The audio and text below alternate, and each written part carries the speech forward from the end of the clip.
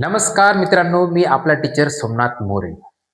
पहा मित्रांनो, आज आपल्याला डेंगू या आजाराविषयी माहिती पाहिजे. डेंगू हा आजार कोणत्या डासामार्फत होतो? डेंगू हा कोणत्या विषाणूमुळे होतो? डेंगूचे लक्षणं काय? एक आपल्याला काय माहिती पाहिजे ह्या ठिकाणी. पहा मित्रांनो, आपण डेंगू आजार आज पाहत आहोत. डेंगू या आजारालाच ब्रेक बोन फीवर म्हणलं जाते. Dengue is also called break bone fever म्हणलं जाते. का म्हणलं जाते असं ब्रेक बोन फीवर का म्हणलं जाते? तर म्हणजे हाडमोडी ताप, म्हणजे आपल्या स्नायूच्या एवढ्या तीव्र वेदना होतात, असा जणू काय आपल्याला भास होते आपले हाडं मोडायलेत. तीव्र म्हणजे सांधेदुखी, खूप भयानक असं वाटते, असह्य वेदना असतात. त्यामुळं त्याला आपण काय म्हणतो, ब्रेक बोन फीवर म्हणतो.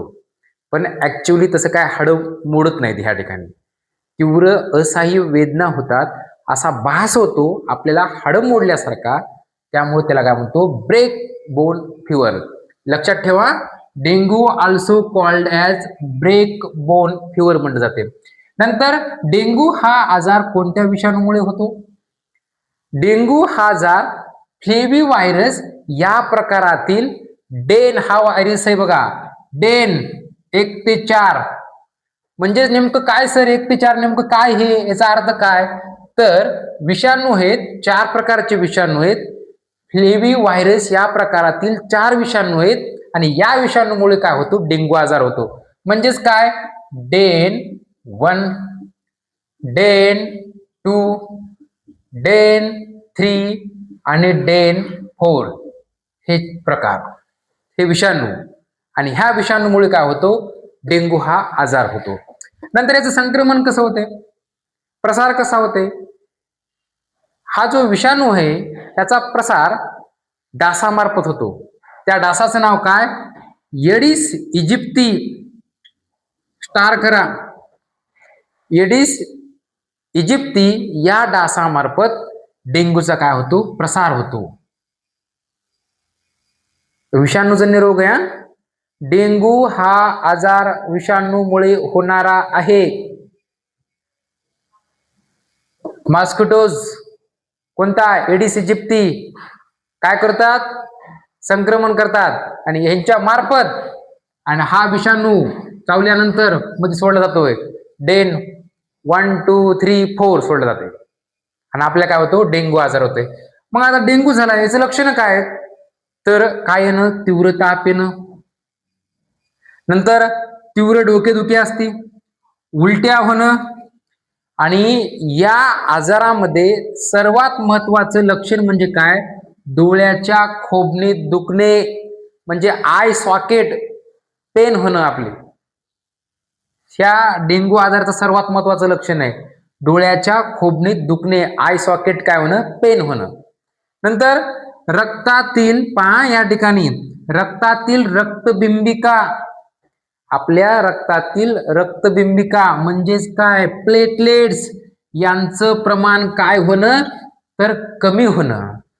म्हणजे रक्तामध्ये असणारे प्लेटलेट यांची संख्या कमी होणं. आणि हे कमी होणं म्हणजे त्यामुळे काय होते?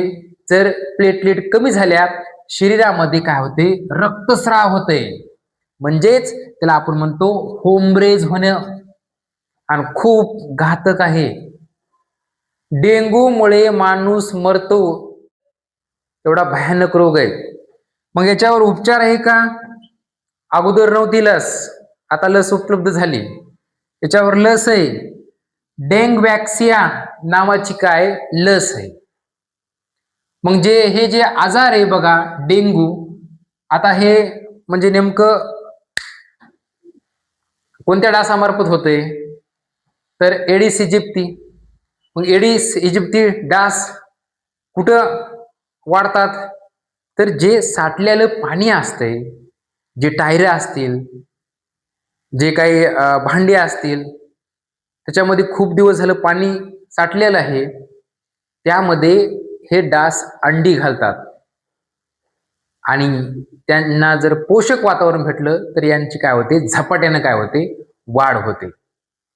मग त्यांना कंट्रोल करण्यासाठी आपले जे भांडी कुंडी असतील, खूप दिवस झालं साठलेलं पाणी असेल, टायऱ्या असतील, ते बाजूला करणे, त्याच्यातून पाणी फेकून देणे आणि त्यांची व्यवस्थित विल्हेवाट लावणे.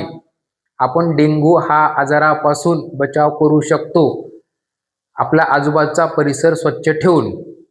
ओके मित्रांनो, ह्याच ठिकाणी आपण थांबू. थँक्यू.